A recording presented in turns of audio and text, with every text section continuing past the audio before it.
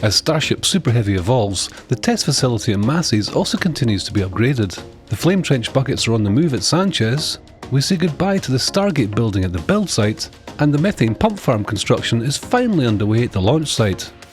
Hey everybody, and welcome to RGV Aerial Photography's Starbase Flyover Update 79. With dramatically improved weather this week, we were able to conduct this flyover on the 11th of April at an altitude of 10,500 feet, giving us our regular high-quality overhead images. My name's Jeff A, and I'll be your guide today. Let's kick back and take in all the exciting new developments of Starbase, Texas. We'll start our adventure over at the Massey's test facility. As usual, here's a map from Proky to get you situated with the layout of the site. Before we cover the changes for the site this week, there's some testing news. Booster 17 performed 2 cryoproof tests on the 9th and 10th of April. It's now expected to be transported back to the production site. Beginning at the new structural test stand, the first level has been receiving significant structural reinforcement. This is likely to reinforce the cage because of the hydraulic rams installed on this level. The platform pieces that needed to be removed are stored nearby. A new mystery pipe and equipment has been installed in the first level of the cage, with the pipe going around the perimeter of the cage sitting on H-frames, along with what looks like accumulator tanks seen here. On a funny note, looking at the new QD frame at the booster test stand, a piece was removed to make room for the accumulator tanks on the booster cryo stand. Work continues on the new cryo stand, with more platform pieces being added, and the support cages for the 13 puck shucking rams have been staged near the white tent. The footings for the new LOX tank have had steel rebar installed ahead of concreting. Embeds for the tank supports are staged to the side. Moving on, let's check on Rio West progress. Pouring of the foundations of the shopping centre has started, and as always, progress continues on the housing. Moving to the right, site expansion has begun in this direction. A large crane has arrived at the site closest to the Ad Astra School. Given its size, you can expect something fairly substantial being built here. Now let's head over to Starbase and check out the Sanchez site. Starting off at the new launch mount for Pad 2, you'll notice that most of the electrical cables associated with the internal welding have been removed.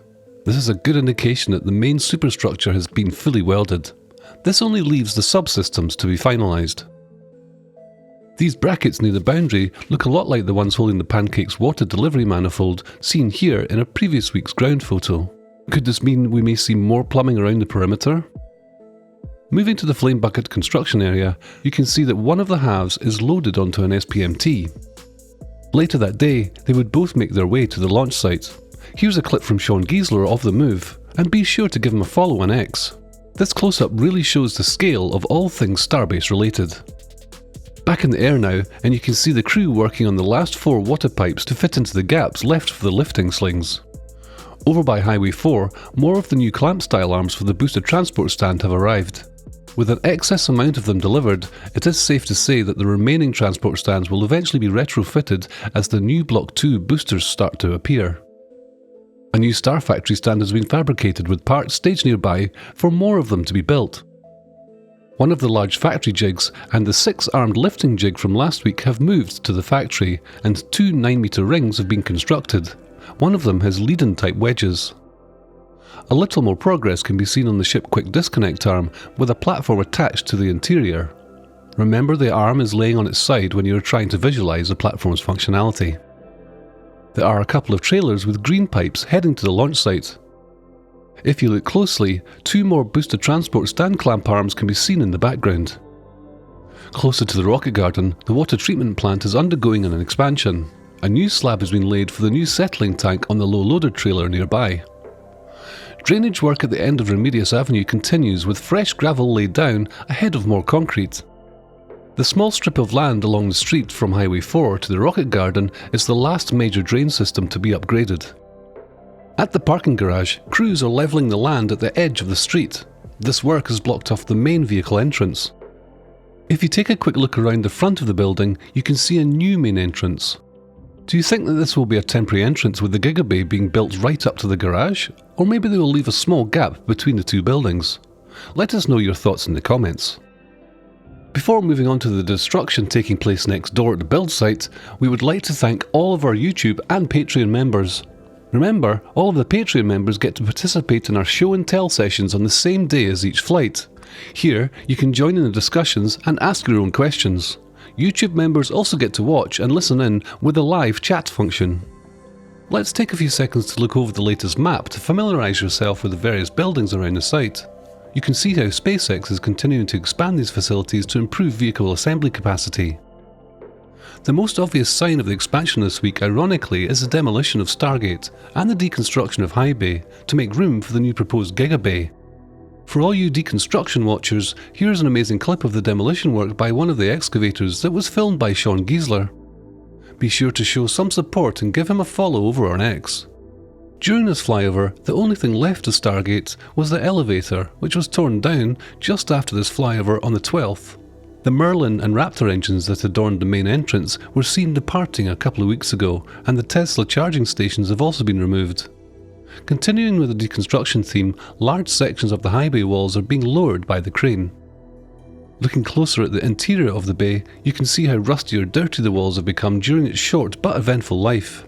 It has seen plenty of action from stacking and unstacking orbital ships and suborbital ships and boosters, to the assembly of many test articles and hardware for Starbase.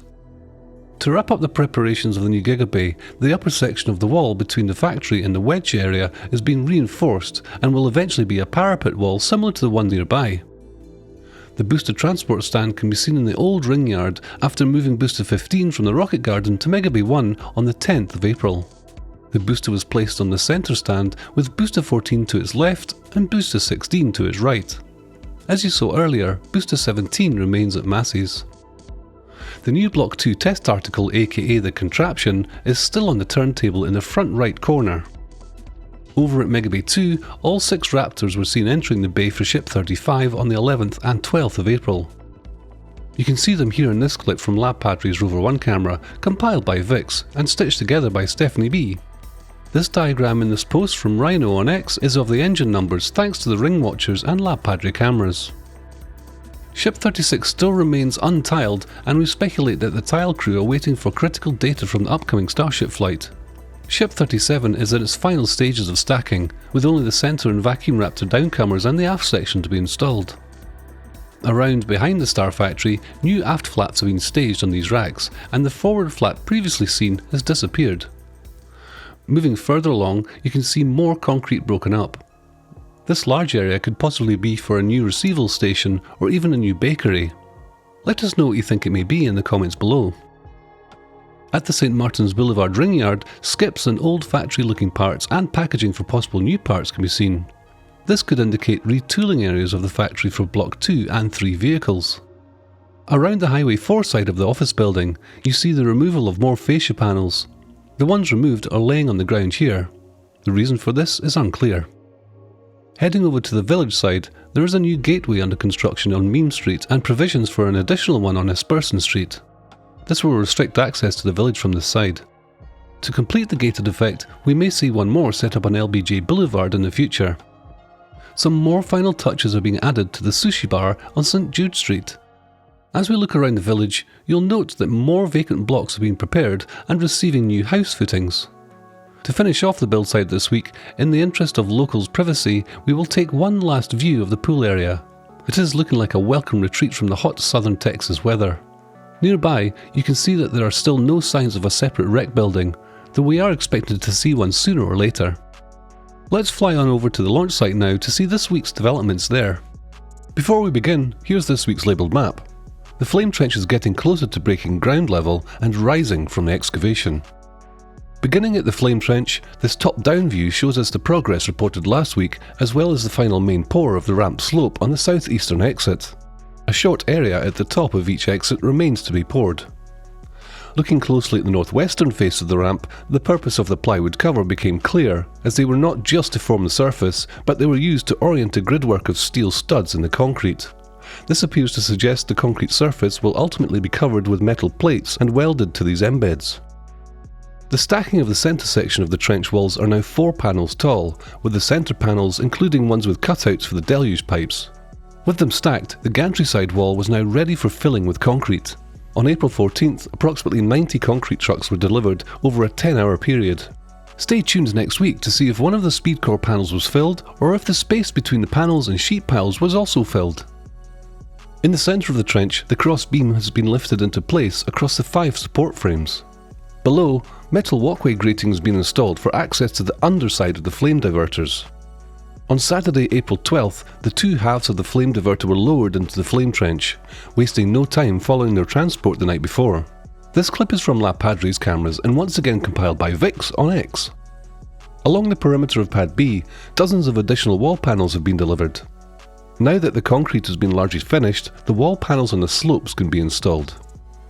Checking in on the gantry, additional equipment frames have been installed to the inner structure. While systems are being fully integrated, the progress is becoming less noticeable from afar. This week, the construction is finished for the commodities trench to the gantry. Pipe fitters will now be able to complete the task of installing the remaining pipes before covers are added to complete this task. A new pad of concrete was laid near the Pad B construction entrance. Let us know in the comments if you have any ideas why they need this here. With the launch mount trench complete, the excavation of commodities trenches to connect the tower should begin. A clear view of the buried deluge pipes is seen this week. The middle of this area is now covered in soil to create a roadway through the middle of the site. The next pieces of the water delivery system can be seen between the two banks of tanks. A weir pipe has been installed onto the 4-foot diameter pipe manifold that should be for the flame diverter ridge supply. To the side, the remaining length of pipe is seen that was later installed in the trench to connect the weir to the buried pipe. Also seen here is the 5-foot diameter weir pipe that was also installed to the bank of 4 tanks. Looking closely at the concrete slab, we can see the layout marks ahead of installation. Connected to the bank of 5 smaller tanks is an additional pipe outlet. It's unclear what this will supply, but it's most likely to supply water to the water-cooled steel plate on top of the launch mount. Moving along the highway, further work on the new electrical infrastructure continues. The 3 large transformers and additional smaller units are now placed on their concrete pad. Conduits remain exposed to the electrical bunker, though it appears this phase of electrical work is rapidly coming to an end with several spools of cable staged for installation. The Pad B pump farm is now moving into the next phase, with the framework for the methane pumps being assembled ahead of installation. We can see the layout of bolt embeds for these frames prepared with several frames already bolted to the concrete. The lock side of the area is also getting closer to completion. At the time of the flyover, only pump systems 1 and 2 are completely assembled. 3 and 4 remain as last week, however the remaining 5 systems have seen additional components installed. The remaining sump sleeves can be seen nearby, as well as near the Pad A methane pumps. 2 of the remaining 4 pumps, wrapped in blue, are awaiting installation. At the front of the site, the barrier wall is now complete to the west end of the electrical building. Formwork is being installed in the remaining foundations as the area is closed off from the highway. At the 2 large methane tanks, the top covers can be seen removed on both tanks, with ventilation hoses connected to them for further work ahead of integration. Pipe racks can be seen adjacent to them, with the first pipe assemblies resting on them. As mentioned last week, the south half of the roundabout was nearing completion. This week, traffic has now been diverted over the new section so that the construction to the north half can begin. To the backside of the tank farm, the SpaceX LR11000 has been relocated for assembly with a rented boom from Buckner while its own boom is repaired. The first pieces were seen arriving the day of the flyover, as April 14th was the expected date that assembly would begin. Finishing our tour at Pad A, things appear quite calm following Booster 14's return to Giga Bay 1. The ring of scaffolding on the launch mount is returned, with only a couple of small sections staged on the dance floor. The booster hold-down clamps and Raptor-Quick disconnects must be in good shape since the complete ring of maintenance scaffolding has not been reassembled. Looking up the tower, the ship Quick disconnect arm has new scaffolding installed near its shoulder. It's hard to tell the differences, however this is likely part of the continued installation of some form of CO2 delivery system for future ships as part of mitigations for the recent failures of ships 33 and 34. The ship Quick disconnect panel has yet to see any noticeable additions, but we'll keep an eye out for this soon. Finally, one last development with the Pad A tower is that the drawworks cable has seen some servicing. The panel above the dead end spool can be seen removed. Nearby, this orange spool is now full and the blue spool inside the tower structure appears nearly empty. Well, that's it for episode 79 of Starbase Flyover Update. Thank you for choosing to fly with RGV aerial photography, and we hope you all enjoyed the flight. If you liked what you saw today, please subscribe for more episodes and content so you don't miss out on the new videos each week. I'm Jeff A, and we look forward to seeing you again from 10,500 feet.